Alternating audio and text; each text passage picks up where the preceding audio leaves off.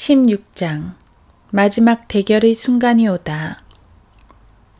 나의 공개 재판은 이미 계획되어 날짜까지 정해져 있었지만 나는 여전히 그들에게 굴복하지 않고 있었다.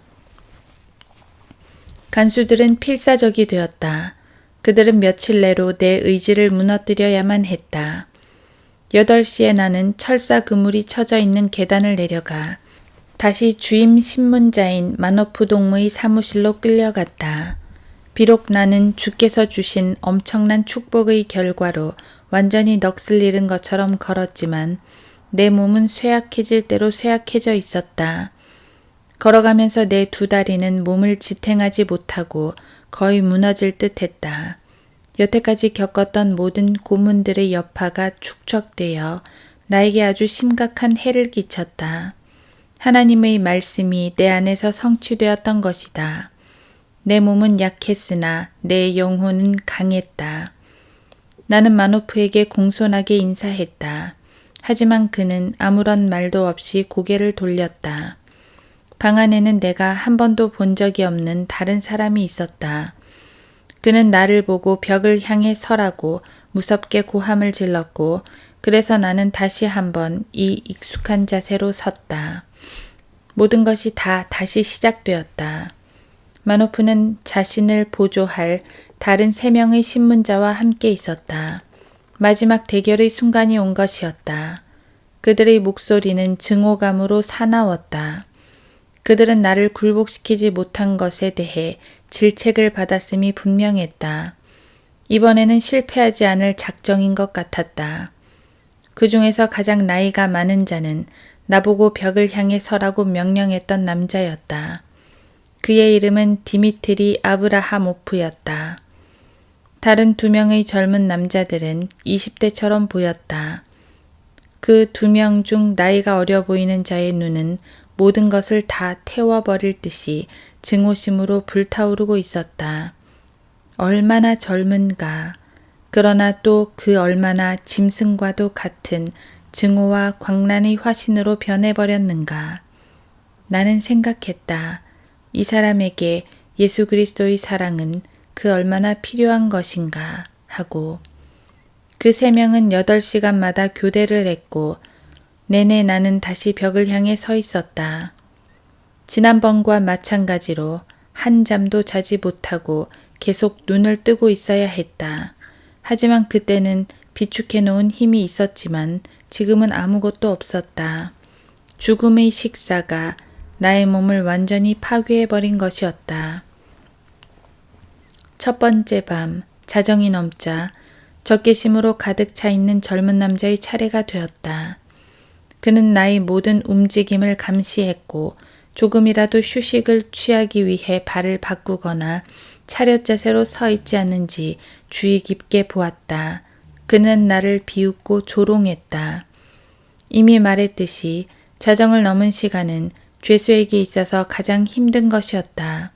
왜냐하면 그때는 몸이 잠을 필요로 하는 시간이고 깨어있기 위해서 싸워야 하는 시점이기 때문이었다. 아무리 깨어있으려고 노력해도 사람은 졸기 마련이고 설사 서 있다 해도 쓰러지게 된다. 내가 그렇게 되었을 때 그는 어느새 조용히 다가와서 나의 머리 옆을 찌르는 듯 아프게 때렸고 귀가 윙윙 울렸다. 강타 후에는 즉시 그는 무거운 군홧발로 나의 정강이를 있는 힘껏 찼다. 한 번은 쓰러지고 나서 2 팔을 들고 서 있으라는 명령을 받은 적이 있었다. 약 10분쯤 후에 내 2 팔은 너무 지쳐서 나도 모르게 떨어졌다. 그는 시끄러운 욕설과 함께 팔을 다시 올리라고 고함을 질렀다. 하지만 나는 그의 명령을 수행할 힘이 없었다. 또 한 번의 강타와 발길질이 날아왔다. 그리고 그는 나에게 손가락 2개로 벽에 기대어 서라고 명령했고 그것은 훨씬 더 안 좋은 것이었다. 고문을 하는 이자들은 자신의 몸이 겪을 수 있는 모든 고통스러운 몸의 뒤틀림을 알고 있었다. 새벽이 가까워오면서 고통은 이루 말할 수 없을 정도였다. 단지 첫 번째 밤이 지났을 뿐이었지만 적어도 나는 버텨내는데 성공했던 것이다. 새 날이 오면서 새로운 힘이 생겼다. 낮에는 밤에 느끼는 것만큼 피곤하게 느껴지지 않는다는 것을 알게 되는 것은 흥미로웠다. 그 시간 동안 나는 인간의 몸과 그 인내에 대해서 많은 것을 배웠다. 둘째 날, 셋째 날, 그리고 넷째 날까지 고문과 구타와 지독한 발길질이 계속되었다. 내 옆 얼굴은 퉁퉁 부어올랐다. 계속 군홧발로 걷어차인 정강이의 통증은 끊이질 않았다. 물도 음식 배급도 받지 못한 나는 더욱 쇠약해졌다. 다시 너무 많이 굶어 배고픔은 사라졌지만 대신에 전에도 겪었던 괴로운 목마름이 왔다. 머릿속의 피가 아래로 다 내려가서 다리는 보통의 2배 크기로 부어올랐다. 나의 얼굴은 쭈글쭈글해졌고 수염은 길게 자라 있었다. 입술은 갈라져 다시 피가 수염 위로 흘렀다. 지금 겪고 있는 것들을 전에도 겪었지만 이번은 더욱더 고통스러웠다. 하루하루의 경계가 몽롱해졌고 어떻게 흘러가는지도 몰랐다. 나는 기절해서 종종 쓰러지곤 했다. 그들은 한 양동이에 물을 끼얹어 나를 깨워 다시 일으켜 세우고 빗발치듯 주먹질과 욕설을 퍼부었다. 나는 불같이 탄 갈증과 고통만 느낄 수 있었다. 그때 하나님의 말씀이 번개와 같이 나에게 왔다. 그러나 그들이 이 모든 일들을 내 이름으로 인하여 너희에게 행하리니 이는 그들이 나를 보내신 분을 알지 못하기 때문이라. 요한복음 15장 21절. 그리스도를 위하여 그것이 너희에게 주어진 것은 그를 믿을 뿐만 아니라 그를 위하여 고난도 받게 하려는 것이니. 빌립보서 1장 29절. 그분을 위해, 예수 그리스도를 위해 이 영광스러운 생각이 새로운 힘을 솟아나게 했다. 내 영혼은 하나님과 함께 대화를 나누기 시작했다. 자정을 넘어선 시간이 가장 힘든 때였다. 밤이 오고 또 가고 나는 그 밤이 어디로 가는지도 알지 못했다. 어느새 시간은 7일째 아침이 되었다. 주임 신문자인 마노프가 다시 들어와서 내가 다시 생생해진 것을 보고 전혀 기뻐하지 않았다. 이제 제 7일째였고 그는 내가 무너지는 것을 보기를 원했다. 재판까지 시간이 얼마 남지 않았고 그들은 이미 필사적인 상태가 되어 가고 있었다. 마노프는 디미트리에게 명령을 내렸고 그는 어깨 뒤로부터 나를 잡고서는 난폭하게 흔들었다. 나는 성령께서 나를 다시 채우는 것을 느꼈다. 디미트리는 이리저리 나를 흔들었고 나를 치기 위해 주먹을 꼭 쥐었다. 그때 무언가 놀라운 일이 나에게 일어났다. 나는 오늘까지 이것을 설명할 수 없다. 그 순간 내 몸의 모든 근육들이 돌처럼 딱딱하게 굳었던 것이다. 좀 전의 약함은 완전히 사라져버렸다. 6일 밤낮으로 굶고 서 있으면서 받은 구타와 욕설, 그리고 석 달 동안의 굶주림과 고문의 영향이 한순간에 다 잊혀져 버렸다. 쇠약해지고 덜덜 떨리던 내 몸이 곧게 펴졌다. 나는 디미트리 앞에 허리를 완전히 펴고 석상처럼 꼿꼿이 섰다. 디미트리는 나보다 더 높이 서 있었다. 그는 덩치가 크고 강한 남자였다. 그의 처음 3번의 주먹은 정면으로 내 미간으로 날아왔다. 코가 부어올랐고 피가 펑펑 흘러나왔다.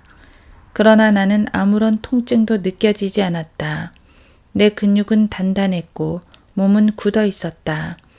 나는 더 이상 허약함으로 흔들리거나 넘어지지 않았다. 더 많은 주먹이 날아왔지만 믿을 수 없으리만큼 나는 통증을 느끼지 않았다. 셔츠의 앞부분은 이미 피로 흥건히 젖혀져 있었다. 디미트리는 잔인하게 나를 구타했다. 나의 얼굴은 흘러나온 피와 벌어진 상처, 부어오른 부분으로 엉망이었다. 그러나 여전히 아무런 통증도 느껴지지 않았다. 대신 나는 알 수 없는 힘이 솟구치는 것을 느꼈고 고개를 들어 디미트리가 때리기 더 좋은 자세를 취했다. 나는 디미트리 쪽으로 다가갔고 그는 뒷걸음치기 시작했다. 그를 따라가 다시 내 얼굴이 그와 가깝게 되었을 때 나는 외쳤다. 때려봐라. 어떻게 되는지. 때려. 어서 때려보란 말이다. 충격을 받아 창백해진 디미트리는 천천히 돌아서서 의자에 무너지듯 육중하게 앉았다. 내가 그를 따라 방구석까지 가면서 나를 때리라고 한 것은 내 힘에 의한 것이 아니었다. 이제 나는 그보다 높이 서 있었고 그는 의자 위에 무너져 있었다. 갑자기 내가 느꼈던 초자연적인 힘이 내 몸을 빠져나갔다. 기운이 너무 없어 도저히 서 있을 수 없었다. 나는 젖은 헝겊 조각 마냥 바닥 위로 허물어져 버렸다. 그 놀라운 경험은 끝나버리고 말았다. 적막한 고요와 당황해서 어찌할 바를 모르는 신문자들로 채워진 방에 나는 누워 있었다. 마침내 그들은 나를 잡아 끌어 세우더니 벽 쪽으로 거칠게 때밀었다. 나는 벽에 힘없이 기대어 섰고 그렇게 밤을 새웠다. 이튿날은 11월 7일이었다. 그날 나는 내 의지를 잃고 말았다. 나는 누군가가 강철 몽둥이로 내 머리를 내려쳤기라도 했듯이 쓰러져 버린 것을 기억한다. 나는 환각을 보기 시작했다. 방은 뱀들로 득실거렸다. 그것들은 바닥과 벽과 가구들을 기어오르더니 나를 곧바로 향했다. 뱀들은 내 온몸을 휘감아 올라왔다. 벽에 나 있던 구멍들은 나를 보고 히스테리컬하게 웃는 미친 얼굴들이 되었다. 나는 미쳐버리기 일보 직전이었다. 뱀들과 괴상한 얼굴들, 모든 것들이 소용돌이 치는 듯했고 끝도 없이 가라앉는 것 같았다. 나는 완전히 돌아버릴 지경이었다. 몇 달간 굶주리며 구타당하고 고문을 받아왔지만 나는 잘 싸워왔다. 인간의 신체가 버틸 수 있는 그것 이상을 견뎌왔지만 이제 나는 내 한계까지 오고 말았다. 오 하나님, 나는 외쳤다. 내 의지는 무너져 버렸다. 이번에는 그들이 이긴 것이다. 이렇게 정신과 육체에 끔찍한 고문을 가하면 사람은 녹음기처럼 변해버리고 무엇이 새겨지든지 그대로 말하고 노래 부르게 된다. 그들은 우리들에게 단어들을 주입시키고 우리는 기계처럼 그것들을 반복했다. 가령 그들이 내가 내 어머니를 죽였다고 말한다면 나는 기계처럼 그렇게 말을 따라했을 것이다. 예, 나는 내 어머니를 죽였습니다. 나는 더 이상 인간이 아니라 인간 테이프 레코더였다. 나는 인간 슈먼 로봇이 될 때까지 매질당하고 구타당했으며 먹지도 못하고 온갖 잔혹한 일들을 다 당했다.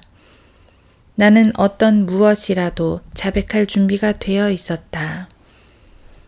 밀가루 반죽과 다름없는 상태가 된 나를 디미트리는 그가 원하는 대로 나를 주물러 만들기 시작했다. 그는 이 분야에 있어서 상당한 전문가처럼 보였다. 죄수의 의지를 굽히는 데 성공한 것이 이번이 처음이 아니었던 것이다. 그는 나에게 말했다. 너는 1급 스파이다. 예, 내가 대답했다. 그 점이 바로 내가 당신을 좋아하는 부분이라니까. 이제야 제대로 하고 있군. 안 찌그래. 마노프 동무가 올 때까지 기다렸다가 그 후에 당신 감방으로 가서 쉴 수 있을 거야. 나는 의자에 앉았다. 머리가 현기증으로 어질어질했다. 그 순간부터 나는 내가 첩자라고 믿고 그렇게 알았다. 그것이 우리 14명의 교회 목사들이 첩자가 된 방법이었다. 아침에 마노프가 왔다. 그는 소식을 듣고 입이 귀에 걸려 싱글벙글 웃었다. 그들은 나를 내 감방으로 데려가 음식을 주었으며 쉴 수 있도록 홀로 내버려 두었다.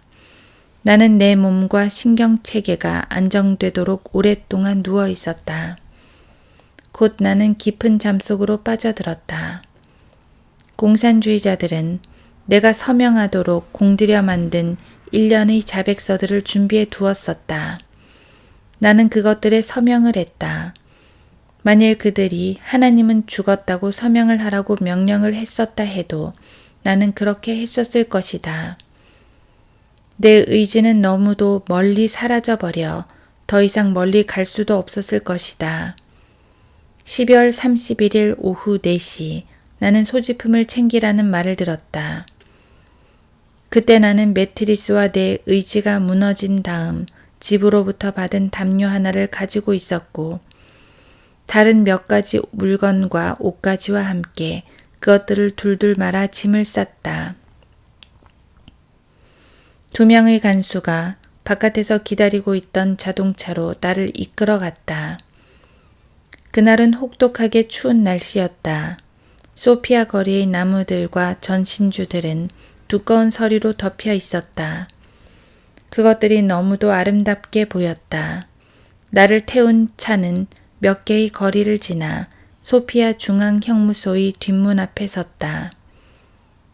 디에스는 그들의 임무를 완수했다. 나는 화이트하우스를 떠났다.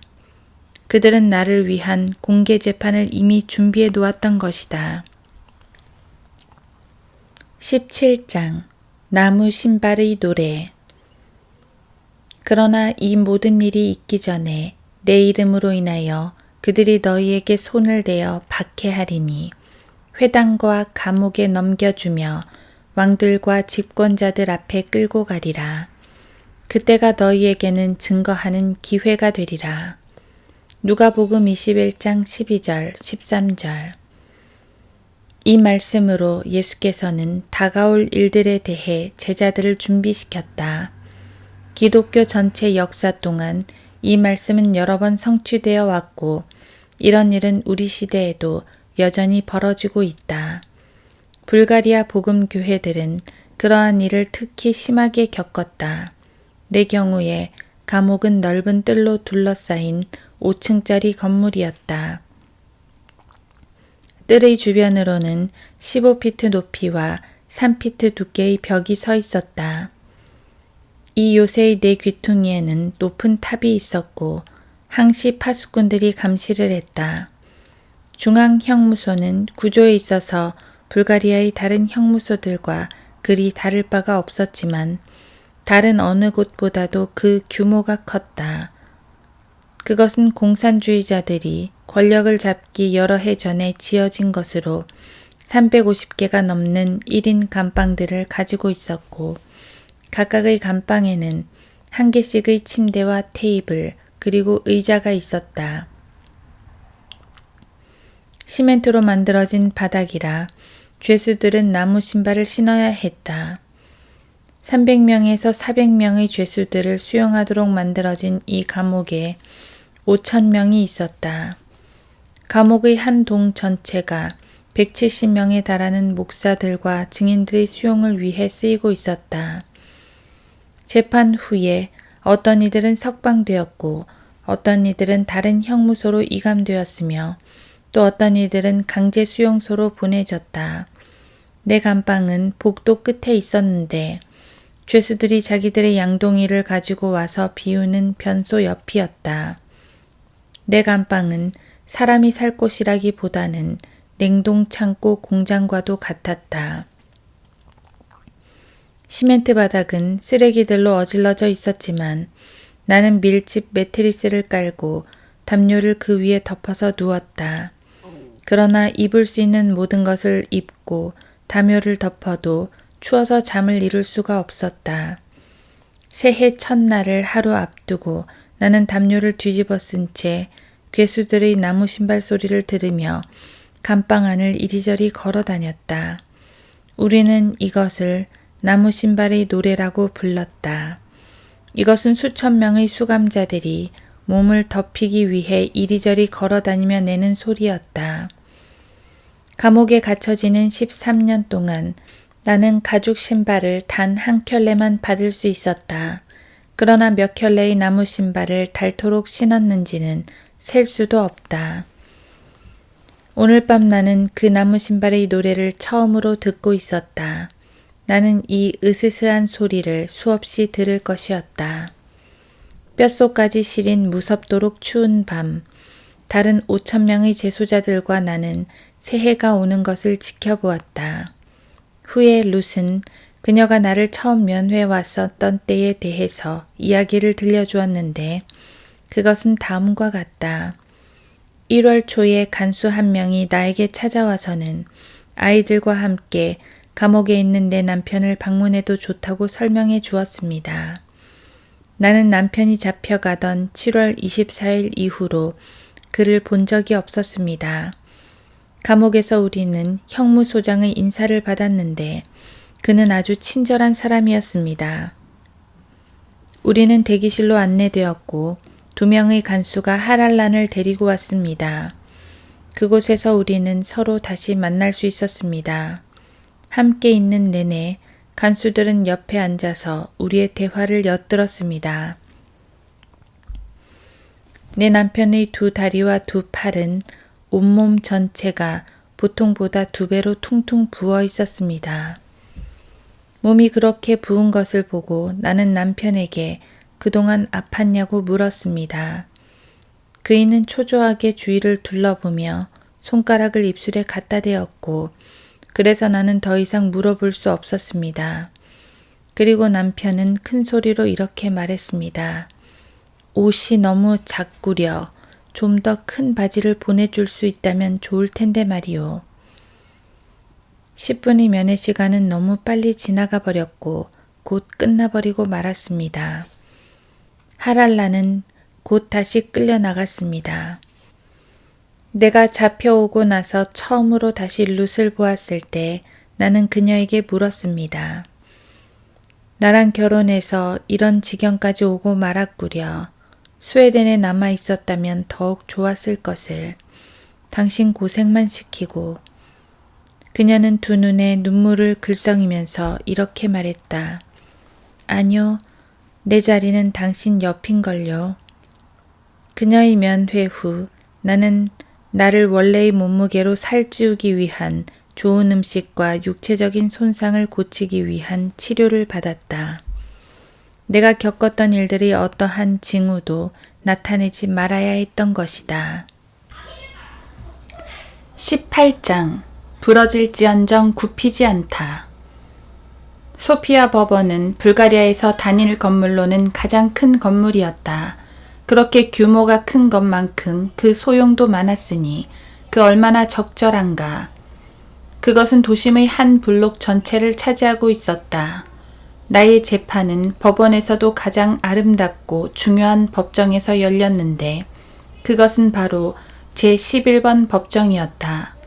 재판 절차를 녹화하기 위해 법정 내의 양쪽 편에는 마이크와 카메라가 설치되어 있었다. 외국 언론사에서 온 사람들이 특별 초대 손님으로 앉아 있었는데 그 중에는 런던 텔레그래프나 뉴욕 타임즈 그리고 다른 언론사들에서 온 기자들도 있었다. 이것은 나를 비롯한 14명의 불가리아 최고위 교회 지도자들이 동시에 법정에 서게 되는 역사적인 재판이 될 것이었다.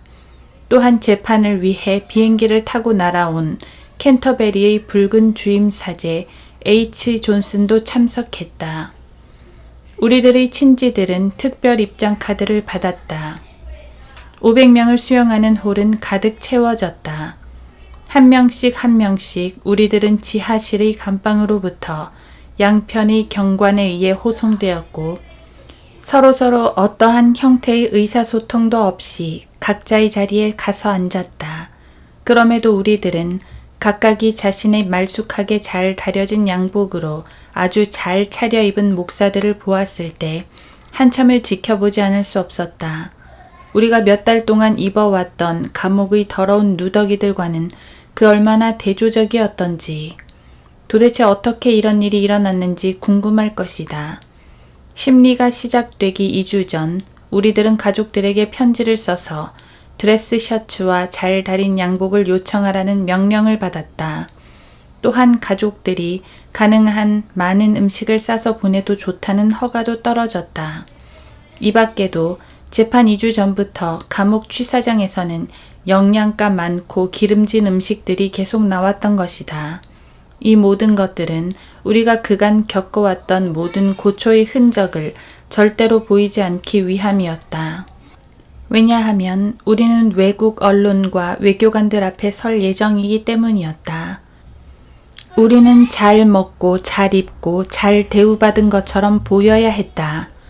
공산주의의 속임수가 벌어지고 있었다. 법정은 3명의 판사들로 구성되어 있었다. 그러나 그들은 단지 꼭두가시에 불과했다. 실질적인 결정은 청중석의 첫 번째 줄에 앉아있는 DS 사람들의 손에 달려 있었다. 법정 기록은 먼저 이미 잘 작성되어 있었다. 불가리아 최고 지방검사는 지방검사 차코프의 도움을 받아 우리들의 혐의를 읽어나갔다.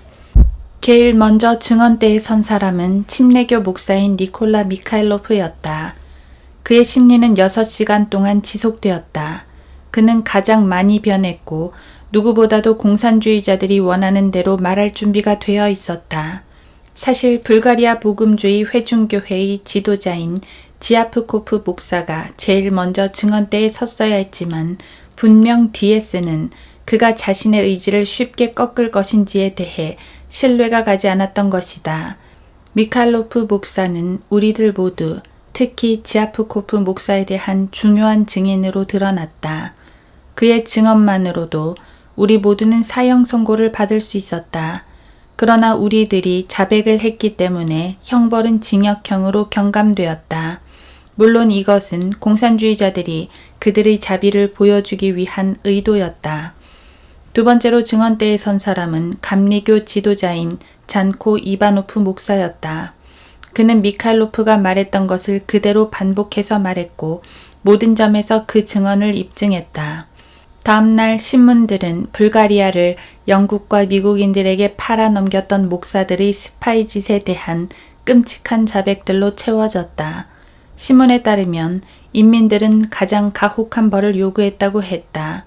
신문의 모든 내용들은 DS로부터 나온 것임이 분명했다. 나중에 알게 된 것이지만 실제로 그 기사들은 몇 주 전에 작성된 것들이었다.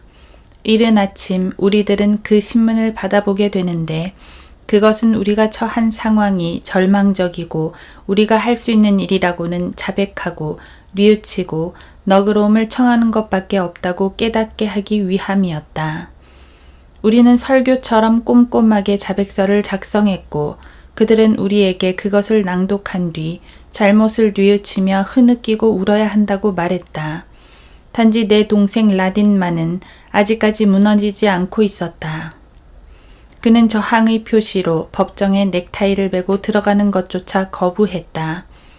그날 밤 런던의 BBC는 스파이 혐의를 받은 15명의 목사들 가운데 라딘 포포프가 유일하게 자백을 거부했다고 보도했다. 그들은 라딘이 그 재판의 영웅이라고 선언했다. 그리고 그것은 정말 사실이었다. 라딘은 육체적으로 아주 강한 사람이었고 많은 고문을 버텨낼 수 있었다. 결혼을 하지 않았으므로 그는 걱정할 아내와 자식이 없었다. 이것은 그에게 정신적으로 도움을 주었다. 그 재판은 DS가 감독, 제작, 각본까지 쓴 한 편의 비극적인 블랙 코미디였다. 우리들 목사들은 녹음기처럼 될 때까지 구타당하고 굶주려야 했다. 그 재판 전에는 우리는 인간 존재의 삶에 있어 2가지 가장 중요한 요소들을 빼앗겼는데 그것은 인간의 의지와 이성이었다. 사실 우리들은 DS의 사람들이 재생시키는 녹음된 테이프에 지나지 않았다. 그들의 의지와 소원과 생각과 거짓말들을 다시 반복해서 말하는 그런 테이프. 테이프는 그것에 녹음된 내용만 다시 재생시킬 뿐이다. 공산주의 가르침에 따르면 목적은 수단을 정당화시킨다. 이것은 공산주의자들로 하여금 거짓말과 교묘한 사기, 살인, 그리고 그들의 목적에 도달하기 위한 모든 가능한 수단을 쓰게 해준다. 우리의 경우에 그들은 구체적인 목표를 가지고 있었다. 첫째로, 나라의 지도자급 목사들에 대한 재판은 복음주의 교회를 파괴시키기 위해서 계획된 것이었다.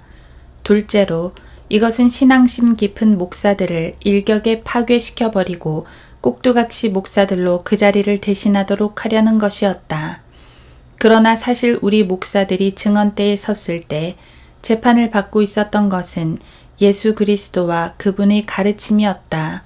다시 한번 마귀는 거짓 증거를 가지고 세상의 빛이신 예수 그리스도를 없애기 위한 거짓 고발을 했던 것이다. 예수 그리스도께서는 로마로부터 명령을 받은 빌라도 앞에서 재판을 받으셨고 조롱당하셨으며 사형을 선고받아 십자가형을 받으셨고 단단히 봉해진 무덤에 눕히셨다. 우리는 그분의 발자국을 따라가고 있었다. 하지만 마귀가 아무리 빈틈없고 교활하고 사악했다 하더라도 성공하지 못했다. 그 이유는 디모데에게 보내는 바울의 서신에 나와 있다. 이 복음으로 인하여 내가 악을 행하는 자처럼 매여서까지 고난을 받고 있으나 하나님의 말씀은 매이지 아니하느니라. 디모데후서 2장 9절. 하나님의 말씀은 파괴될 수 없다. 조만간의 진실은 승리할 것이다. 마귀가 자신이 승리했다고 생각했을 때 예수 그리스도께서는 무덤에서 일어나셨다. 거짓말은 항상 거짓말인 것이다. 막시스트도 레닌주의자들도 결코 거짓말의 토대 위에 지상낙원을 건설하지 못할 것이다. 기소를 위한 증인들은 마치 예수께서 사형을 받도록 애를 썼던 대제사장들 같았다.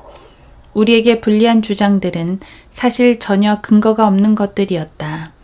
그러나 공허한 말들과 날조된 세부 사항들은 몇 번이고 반복되었다. 마멀레이드 공장에서 일했던 한 기술자는 어떻게 마멀레이드가 진공 포장되었는지에 관해 이바노프 목사와 얘기를 나누었다고 증언했다. 후에 그 기술자는 자기 책에서 돈을 발견했다. 검사는 그에게 물었다. 어떻게 그 돈이 그곳에 들어가게 되었소? 이바노프 목사가 그 정보에 대한 대가로 넣었다고 생각하지 않소? 뭐라고 중얼거리더니 그 증인은 말했다. 분명히 그가 그렇게 했음이 틀림없소. 그런 것들이 우리에게 불리하게 진술된 증언들이었다. 그 증인은 사실을 말한 것이 아니었다. 하지만 그들의 위증은 자발적인 것이 아니었다. 그들은 그렇게 강요된 바를 말했던 것이고 나는 그들에게 아무런 적의도 느끼지 않았다. 증언은 8일간 계속되었고 전체 재판은 12일간 지속되었다. 그것은 마치 꼭두각시 연극처럼 교묘히 조작된 것이었다. 줄을 당기는 대로 꼭두각시는 움직였다. 증거 심리 후에 검사는 4시간 동안 일장 연설을 했고 기소 내용보다 정치적인 내용을 더 많이 담고 있었다. 그는 국제 정세에 대해서 자세히 설명을 했고 국제적인 제국주의가 노동자들이 그들의 이상을 위해 투쟁하는 것을 막으려 한다고 했다. 그는 말하길 제국주의자들이 우리 목사들을 통해서 공산주의를 파괴시키기 위해 노력하고 있었다고 말했다. 그가 연설을 마쳤을 때 그의 보좌관은 우리들을 일일이 헐뜯으며 길고 신랄한 비방을 늘어놓았다. 그 심리 동안 내내 피고와 원고 측 모두 그 범죄 행위가 얼마나 사악한 것인가를 지적했고 사형을 구형해야 한다고 요구했다. 왜냐하면 그들이 고발한 내용은 정치와 경제 그리고 국방 방위 문제들에 대한 스파이 행위이기 때문이었다. 원고 측도 피고 측도 그 중한 벌을 받을 만한 우리의 행위를 하나도 예로 들지 못했다. 우리를 변호하면서 매일매일 많은 돈을 벌고 있던 우리 변호사들은 검사의 주장을 옹호했고 우리를 비난했다. 변호사 중 단 2명만이 감히 진실을 말했다. 그들 중 한 명은 공산주의자가 아니었다. 그가 그곳에 있었던 것은 그가 소피아에서 가장 능력 있고 잘 알려진 변호사였기 때문이었다. 변호 진술에서 그는 이렇게 말했다. 재판장님, 이 목사들은 스파이로서 기소가 되었습니다. 그들의 스파이 행위가 어떤 것들이었는지 알아내는 것이 우리의 의무가 아닐까요? 그는 계속해서 이어갔다. 미시코프 목사는 플로프디프에서 페스테라까지 길이 나오는 지도를 간단히 스케치했습니다. 검사에 따르면 이 지도가 미국인들에게 넘어갔다고 합니다. 미국인들이 가까운 서점에 가서 나라의 모든 길뿐 아니라 철길도 다 나오는 불가리아 지도를 살 수 없을 만큼 단순합니까? 그런 지도들은 공개적으로 판매되는 것들입니다. 검사는 마치 벌에게라도 쏘인 듯 펄쩍 뛰며 소리를 질렀다. 톰파로프 씨, 당신은 그렇게 말할 권리가 없소. 오늘날 불가리아에서는 모든 것이 비밀이라는 것을 모른단 말이오. 톰파로프는 즉시 그 어조의 심각성과 함축된 위협을 깨닫게 되었다. 그래서 그는 그 전략을 바꾸어 양측의 다른 변호사와 검사들과 같은 순종적 입장을 취했다. 복음주의 회중교회의 지도자인 바실 지아프코프 목사는 가장 혹독한 취급을 받았다. 그에게 내려진 모든 혐의들에 있어서의 결백성에도 불구하고 그의 변호사들은 그에게 자백하고 뉘우치며 자비를 구하라고 종용했다. 그렇지 않으면 사형 선고에서 벗어날 수 없을 거라고 말하면서 말이다. 그가 자신을 위해 증언했을 때 흔들리지 않는 충실한 하나님의 종으로 우리에게 알려져 있었던 그는 하염없이 울었다. 그도 역시 말할 수 없는 고생을 겪어왔던 것이다. 모두는 깜짝 놀라 지아프코프 목사를 바라보았다. 하지만 말을 하고 있는 사람은 지아코프 목사가 아니었다. 그것은 디에스가 작곡한 노래를 연주하는 녹음된 테이프였다. 심지어 그 목소리와 어조까지 그의 것이 아니었다. 법정 심리 후에 우리들은 석 달 동안 지아코프 목사를 볼 수 없었다. 그의 고문은 그를 거의 미칠 정도까지 몰아갔고 그가 회복하는데 석 달이 꼬박 걸렸다. 그러한 상황 하에서 겁과 두려움이 교회들을 휘어잡고 있었다. 디에스의 두 번째 계획이 효과를 내기 시작했던 것이다. 지도자 격인 기독교 평신도들이 하나씩 디에스 앞에 소환되었고 그들은 그들의 이전 목사들과 친교를 끊고 절대 아는 척도 말아야 한다는 준엄한 경고를 들었다. 신문사들은 여러 모임의 지도자 기독교인들과 회원들이 나는 그 목사들의 행위에 대한 심한 역겨움을 느끼며 그들과의 의를 끊는 바이다 라고 하는 식의 통보문을 싣기 시작했다. 엘리야의 때에 남은 자가 있어 바알에게 경배하기를 거부했듯이 교회 안에서도 우리를 지지하는 사람들이 있었다. 신문에 우리들과 관계를 끊는다는 글을 쓰지 않았던 목사들이 있었다. 그러나 이 목사들은 하나 둘씩 곧 추방되어지고 강제로 목사직을 그만두어야 했다. 어떤 이들은 심지어 강제 수용소에 보내지기까지 했다. 다른 이들은 그들이 목회 사역을 하던 바로 그 도시의 거리 청소부가 되기도 했다. 이렇게 추방당한 신실한 목사들은 가정집에서 큰 위험을 무릅쓰고 비밀 모임을 시작했다. 곧 공산주의는 디에스가 임명한 새로운 목사들의 형태로 교회까지 들어왔다. 젊은 사람들이나 더 적극적인 성도들은 밤에 디에스로 불려갔다. 그들은 밤새도록 몸에 아무런 자극도 남지 않도록 교묘하고 잔인하게 구타당했다. 아침이 되어서야 그들은 풀려났고 어느 누구에게도 일어난 일을 말하지 않겠다고 약속하도록 강요당했다. 심지어 그들의 아내에게조차도 말이다. 한 젊은 그리스도인은 6개월 동안 매일 밤의 야간 구타를 위해 디에스에게 소환되었다. 그가 회중들 사이에서 일어나는 모든 일들에 대해 고하겠다는 서약을 하도록 디에스는 가진 수단을 다 동원했다. 그러나 그는 그것을 거부했다. 그의 아내는 이렇게 밤에 남편이 없어지는 것을 알아차렸고 그가 밤새도록 구타당하고 하얗게 질려 부들부들 떨면서 돌아오는 것을 보게 되었다. 그러나 그는 결코 그녀에게 그가 당한 고난에 대해 말하지 않았다. 전국의 많은 젊은 그리스도인들에게도 똑같은 방법들이 이용되었다. 특히 열심 있는 그리스도인들과 적극적인 성도들은 DS에 의해 쫓기게 되었다. 많은 이들이 버티지 못하고 그 교회에 붙어있기 위해서 당국의 뜻에 굴복했다. 신고당한다는 두려움이 사람의 행위를 결정했다. 대개 첩자가 누구인지 알고 있어도 DS가 그들이 원하는 누구라도 잡아갈 수 있었기 때문에 감히 그것을 공개적으로 말할 수 없었다. 사람이 그의 친척에 의해 배반당할 것이라는 성경의 예언이 새삼 떠올랐다. 많은 서방 국가들의 그리스도인들은 어둠의 세력들이 그 얼마나 교활하고 사악한가를 이해할 수 없을 것이다. 그것은 단 한 번도 그들이 아무런 희망도 없이 홀로 무기력하게 감방 바닥에 앉아본 적이 없기 때문이다. 아무리 그것에 관한 많은 책들이 집필된다 해도 그들이 이용한 그 방식과 방법들을 경험한 사람들만이 사탄이 인간을 고문하기 위해 고안할 수 있는 것들의 극악무도함을 이해할 수 있다.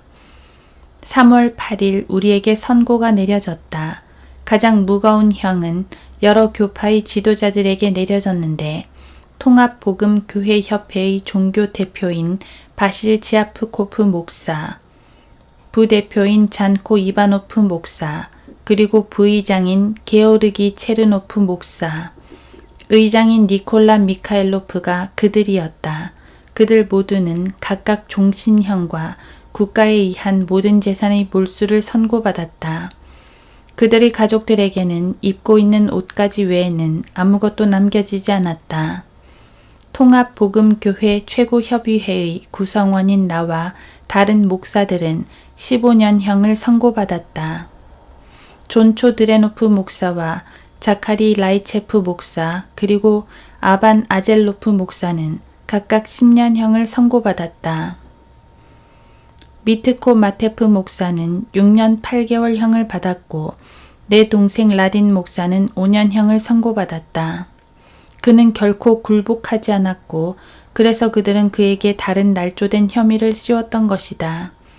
엔젤 디노프 목사와 알렉산더 게오르기예프 목사는 둘 다 집행유예로 풀려났다. 엔젤 디노프는 즉시 공산주의자들에 의해 복음 신도협회의 회장으로 선택되었다. 잡혀있는 동안 내내 이 임무를 위해 그는 DS에 의해 준비되었던 것처럼 보였다. 공산주의자들은 기독교 역사를 통해서 드러나듯이 교회에 대한 외부로부터의 공격이 성도들을 단결시키고 더욱 강하게 만들 것이라는 것을 알고 있었다. 그래서 그들은 교회를 내부로부터 통제하고 지배하기로 결정했다. 공산주의자들은 디노프 목사가 자진해서 그 일을 수행하려는 도구라는 것을 알았다. 오늘날까지 공산주의자들의 전략은 교회들의 문을 닫게 하고 여전히 폐쇄되지 않은 교회에는 그들의 사람을 심어 놓는 것이다. 19장 비참한 우리 가족들의 고난. 재판 후 대중의 시야에서 사라지도록 우리는 감옥으로 다시 돌아오게 되었다.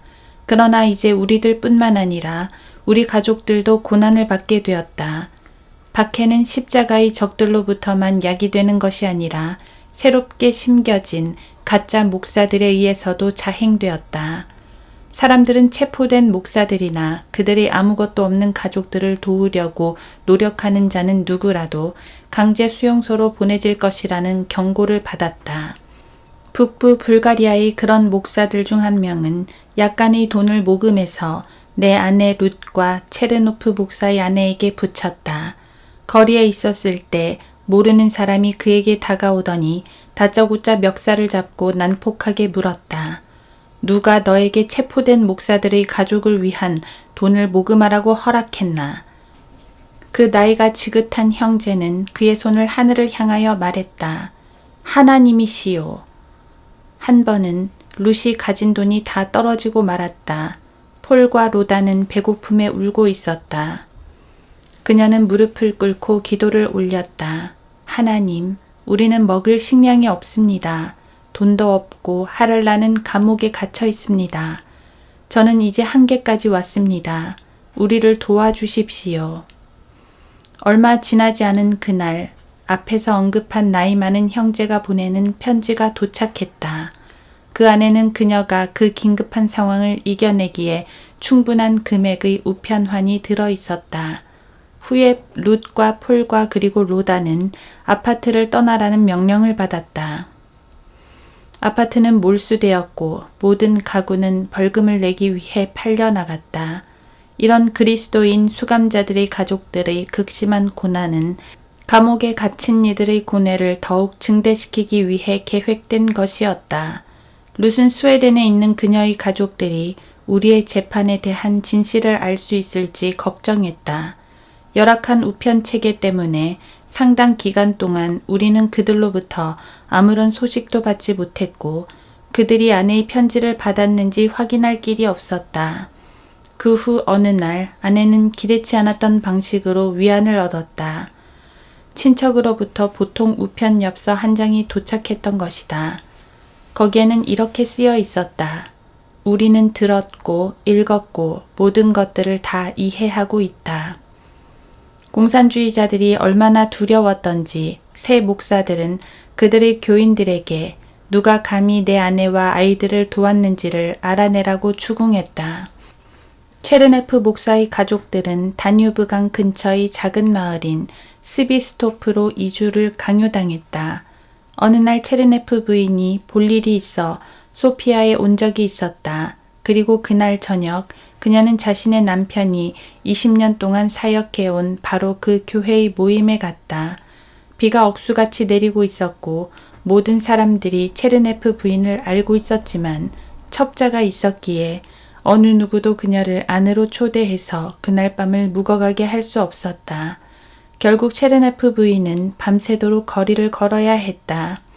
처음에 룻은 직업이 있었다. 이것은 참 아이러니한 일이었다. 아내는 엔젤 디노프 목사의 교회에서 격일제로 청소하는 일을 했다. 또한 예배 시간에 오르간 연주를 하며 매달 소량의 급료를 받았다. 하지만 얼마 지나지 않아 디노프 목사는 당국으로부터 이런 식으로 감옥에 갇힌 목사들의 가족들을 돕고 있다고 경고를 받았고 그래서 그는 아내에게 더 이상 그녀가 필요치 않다고 딱 잘라 말해버렸다. 나중에 교인들 중 몸이 아픈 자매가 자기가 일하던 직장에서 대신 일을 해달라고 아내에게 부탁을 했다. 이렇게 아내는 야간 청소부 일을 맡을 수 있었다. 그녀가 하랄란 포포프의 아내라는 사실을 고용주가 알게 되고 즉시 해고당할 때까지 아내는 1년 동안 그 일을 했다. 룻은 아이들을 먹이기 위해 매일 죽을 힘을 다해 애쓰고 있었다. 그것은 살아남기 위한 외롭고 절박한 투쟁이었다. 후에 나는 심지어 자유세계에 있는 그리스도인 형제들조차도 우리를 돕기 위해 아무것도 하지 않았다는 것을 알게 되었다. 수천 명의 박해받는 그리스도인 가족들이 홀로 아무런 도움도 받지 못한 채 이처럼 고통받고 있다는 사실은 자유세계 그리스도인들의 양심의 수치이다. 룻과 아이들은 새로운 목사들의 경고를 거부한 용감한 그리스도인들에 의해 몰래 슬쩍 전해진 몇 개의 당근을 먹고 근근히 살아가고 있었다. 이것은 룻과 아이들에게 있어서 위험하고 불안한 생활이었다. 공산주의자들은 항상 감옥에 있는 그리스도인들의 가족들이 적어도 수감자들 그들만큼 고난을 겪도록 만들었다. 이것은 수감자들의 정신적 고뇌와 부담을 가중시키기 위함이었다. 아내와 자식들이 그 순간 집 없는 동물처럼 마을로부터 쫓겨나 굶주리고 있다는 것을 알면서도 무기력하게 감옥에 갇혀 있는 아버지나 남편의 고뇌는 도저히 표현할 수 없을 것이다. 그것은 사람이 견디기에 굶주림보다도 더 힘든 괴로움이었다. 나는 어떠한 육체적 학대라도 받아낼 수 있는 강한 사람들이 그들의 아내와 자식들이 당하고 있는 고통을 알고 또 아무것도 할 수 없음에 미칠 듯 괴로워하는 것을 본 적이 있다. 이것은 믿음을 위해 감옥에 갇힌 그리스도 안에 있는 우리 형제 자매들의 비극이었다. 20장 넌 죽은 목숨이다. 하랄람 포포프. 우리는 선고를 받은 뒤 중앙 형무소의 작은 감방들에 갇혔다. 얼마간은 음식과 다른 조건들이 나았다. 감방에서는 나와 체르네프 목사, 안젤로프 목사, 마테프 목사가 함께 있었다. 내 동생 라딘 또한 잠시 동안 우리와 함께 있었지만 금방 다른 곳으로 이감되고 말았다. 이것은 체포된 후 처음으로 우리들이 함께한 시간이었고 무슨 일이 있었으며 어떤 일을 겪었는지 이야기하기 시작했다. 우리들은 반 로봇 같고 인간 테이프 레코더 같은 상태로부터 서서히 벗어나고 있었고 분별력을 회복하고 있었다. 얘기를 나누면서 나는 함께 있던 목사들에게 말했다. 우리가 직면하고 있던 것은 사람들이 아니라 바로 사탄들이었소. 비록 그는 자신의 일을 잘 해냈지만 적어도 나는 결국에는 하나님께서 승리하실 것을 더욱 확신하고 있소. 형제들이여 기억합시다. 당신들 안에 계신 그분은 세상 속에 있는 그자보다 더 위대하신 분이시란 것을. 그들은 작은 전투에서 이긴 것이지만 하나님과 함께 우리들은 이 전쟁에서 반드시 승리할 것이요. 안젤로프 목사가 대답했다. 하랄란, 그 말이 맞소. 하나님께서 우리를 위하신다면 누가 감히 우리를 대적하겠소. 어느 날 나는 한 작은 사무실로 끌려갔는데 그곳에는 DS에서 가장 잔인한 자들 중의 하나인 아네프 동무가 기다리고 있었다. 그 곁에는 처음 보는 사람이 서 있었다. 그는 피부가 검고 비쩍 말랐으며 눈초리가 매섭고 주정뱅이 같은 얼굴을 하고 있었다. 그는 나를 보자마자 곧장 내게 달려들어 온 몸을 때렸다. 빗발치는 주먹질에 나는 바닥에 쓰러졌고 그런 나를 그는 있는 힘을 다해 발길짓하고 큰 소리로 무서운 욕설을 퍼부었다. 그는 고함을 질렀다. 포포프, 우리는 다 알고 있다. 너는 다른 목사들과 함께 음모를 꾸미려 노력해왔지. 우리가 너에게 누가 누구에게 이기는지 보여주마. 그는 나를 가장 습한 감옥에 데리고 가라고 명령했다. 내가 끌려갈 때 그는 고래고래 소리를 질렀다. 여기서 너는 혼자서 썩어갈 것이다. 다시는 결코 햇빛을 보지 못할 것이다. 넌 죽은 목숨이다. 하랄람 포포프. 2명의 간수가 나를 형무소의 지하층으로 데리고 갔다. 그곳의 제일 끝에 습기로 녹슨 육중한 철문이 있었다. 그 문 안쪽으로 떠밀렸을 때 나는 또 하나의 층계가 사다리처럼 곧장 아래로 뻗어 있는 것을 보았다. 나는 차갑고 축축한 어둠 속으로 이어진 가파른 계단을 내려갔다. 이제 빛이라고는 간수들의 손전등에서 나오는 것이 전부였다. 나는 마치 내가 지옥의 구덩이 속으로 내려가는 것 같은 느낌이 들었다. 간수들이 그 가파른 계단을 내려올 때 나는 그 계단의 제일 밑에서 기다렸다.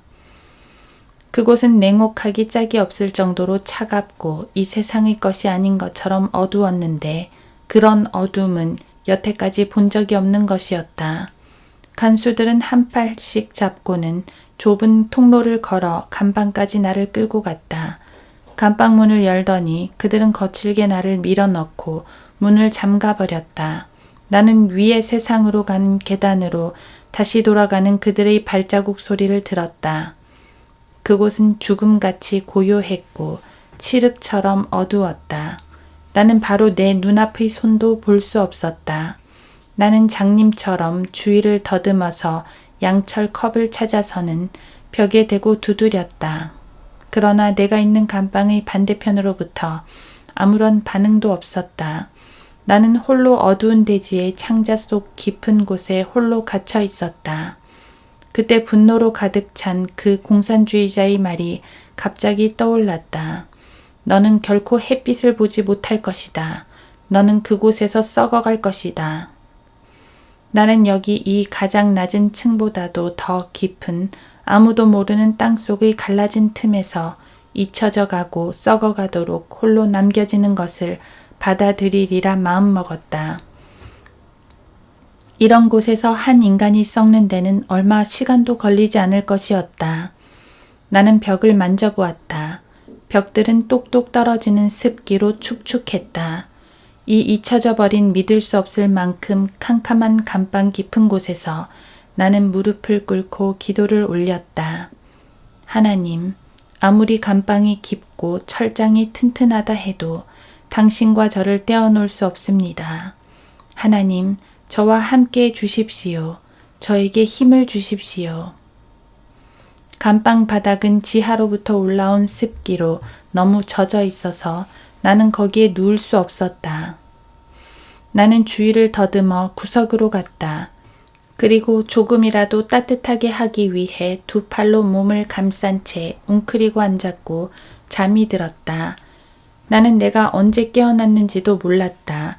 그러한 완전한 어둠 속에서 사람은 시간이 어떻게 흐르는지 알 수가 없게 된다. 이것은 마치 다른 세상에 버려져 있는 것과 같은 것이다. 머릿속으로 시간을 가늠해 보려 노력을 했지만 내 정신은 나를 속이기 시작했다. 사람은 어떤 유용한 참조거리나 별들, 햇빛과 그림자들, 무엇이라도 이 없이는 시간의 흐름을 가늠할 수 있는 모든 감각을 잃게 된다. 장님도 점자식에나 다른 수단이 있기 마련이다. 그러나 절대적인 캄캄한 우주의 진공 속에서 나에겐 아무것도 없었다. 1년도 넘는 시간 중 처음으로 나는 내 정신이 온전한지 의심하기 시작했다. 내가 이곳에 있은 지 하루가 되었나? 아니면 20일, 1시간 또는 일주일? 사람 목소리와 함께 철문이 열리고 약간의 물과 서너 개의 당근이나 벌레가 들어앉은 썩은 감자가 담긴 금속 접시가 바닥에 재빨리 휙 놓이는 소리를 가끔씩 나는 듣곤 했다. 이제 나는 이곳에서 내 남은 삶을 보낼 것이라고 체념했다. 정신적으로 나는 그것을 이미 받아들였다. 어느 날 내가 기도를 올리고 있을 때 내가 처한 상황의 무기력함이 갑자기 나를 완전히 엄습하고 말았다. 굶주리고 메맞고 이곳에서 잊혀져 버린 나는 이곳에서 나갈 희망이 전혀 없었다. 여기서 썩어버리라고 나에게 말했던 자는 고위 간부였고 그는 실제로 그렇게 하는 것을 의미했던 것이다. 눈물이 마구 쏟아져 나왔다. 몇 주 동안 나는 이렇게 지내왔던 것이다. 오 하나님, 나는 울부짖었다. 그때 전무후무했던 어떤 일이 일어났다. 밝은 빛이 빛나기 시작하더니 따뜻한 느낌이 감방을 채우고 나의 나약하고 배고픔에 지친 육신을 둘러쌌다. 나는 내 주위로 강한 두 팔을 느꼈는데 나를 감싸는 그리스도의 두 팔이었다. 2주일 동안 벽 앞에 서 있었을 때 들었던 똑같은 목소리가 다시 말했다. 나는 결코 그 음성을 표현할 수 없을 것이다. 사랑과 동정으로 가득 차 그리스도께서 나에게 말씀하셨다. 내 아들아, 나는 결코 너를 저버리지 않노라. 내 팔로 너를 감싸고 그 안에서 너를 위로해주고 힘을 주겠노라. 내가 그리스도의 품에 안겨 있을 때 눈물이 내 뺨을 타고 흘러내렸다. 몇몇 독자들은 이것을 너무 지나친 과장이라고 생각할지도 모른다. 그러나 그것은 내가 정신 이상과 절망의 문턱에까지 이르렀을 때 그리스도께서 깊은 땅속 잊혀진 감옥의 암흑 속에 웅크리고 앉은 나를 결코 잊지 않으신다는 것을 가르쳐 주신 것이다. 이것은 아름다운 사랑의 포옹이었고 모든 고난들이 겪을 가치가 있도록 만드는 순간이었다. 나는 얼마나 그분을 사랑했는지. 만일 세상의 모든 사람들이 이러한 아름다움과 사랑이 넘쳐나는 예수 그리스도를 알 수만 있다면 이제 나는 예수 그리스도와 함께 있었다. 그리고 그분과 함께 있기 위해 죽음을 기다리는 것에 만족했다. 예수께서는 나와 얘기를 나누셨고 위로해 주셨으며 그분의 존재감은 거의 실제적으로 감방 안을 가득 채웠다. 그분께서는 못자국 난 그 손으로 내 손을 잡아주셨다. 그분께서는 자신의 자녀들의 고난을 아시고 함께 나누셨다. 그날들은 귀하고 귀중한 나날들이었다. 나는 차츰 쇠약해져 죽음을 기다리면서 예수 그리스도와 친밀한 교제를 나누었다. 한참 후에 발자국 소리들과 사람들이 얘기하는 소리가 들렸다. 감방문이 확 열리더니 누군가 밝은 플래시 불빛으로 내 얼굴을 비추었다. 포포프 나와. 우리와 함께 간다. 한 사람이 소리쳤다. 한 자세로 너무 오랫동안 있었기 때문에 나는 잘 움직일 수가 없었다.